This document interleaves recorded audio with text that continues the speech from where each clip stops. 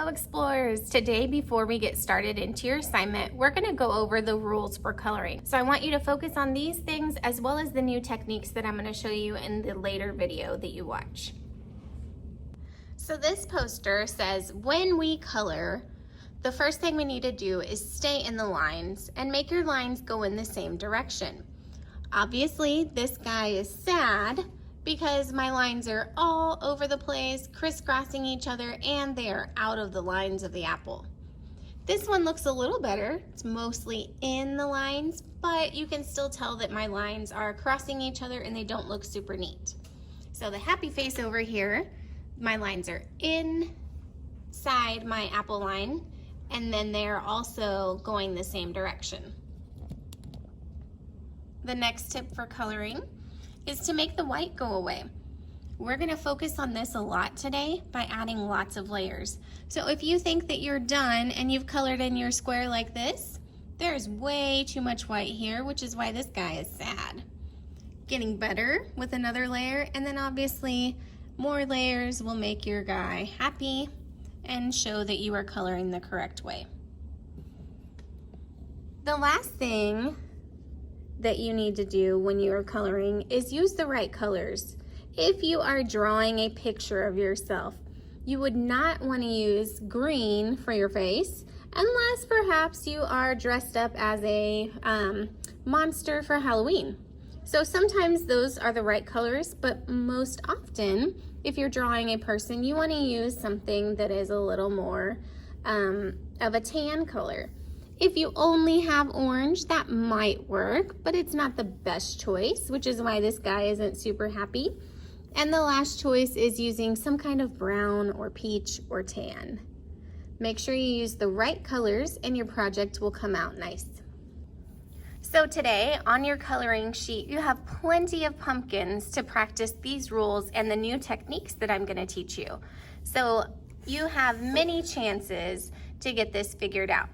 Also, you'll have a back of the paper that has another scene that you can color as well. Take your time and really put some good effort into it to make something look nice. If I'm coloring this pumpkin here, and I'm gonna put some orange all over it, is this correct? If you said no, then you're right. First of all, my lines are outside of my pumpkin. Second, there's a ton of white showing. So I would need to go back and fix that. I can fix the white showing by continuing to add layers of color. Where I've colored outside the lines, that's gonna be a lot harder to fix.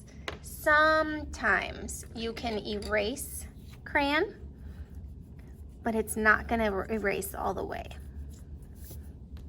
Now it's a little lighter, but it would have been much better if I would have just stayed inside my lines to begin with. Should I color crossing my lines? If you said no, then you're correct. If you are crossing your lines and changing which way your crayon goes, you can end up making it look really messy. My last example I'm going to show you real quick is coloring my pumpkin over here.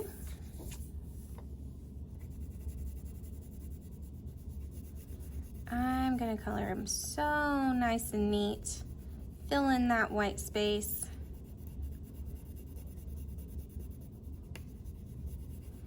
And this pumpkin is really gonna stand out in my pumpkin patch because I did what? I used the wrong color. Now, I'm not saying you can't have a purple pumpkin. Remember this Spookly the pumpkin that was square? We can make our purple or our pumpkin purple. However, you have to realize that it's not gonna look like a normal pumpkin patch. So I've changed my scene because I didn't use the correct color. If you choose to make different colored pumpkins, that is up to you. This is your creative work. You can even draw something extra in here if you would like. But I just want to show you how you can make your picture look nice by using the right colors, and then it might stand out a little more and look odd if you use some colors that don't normally go as pumpkins.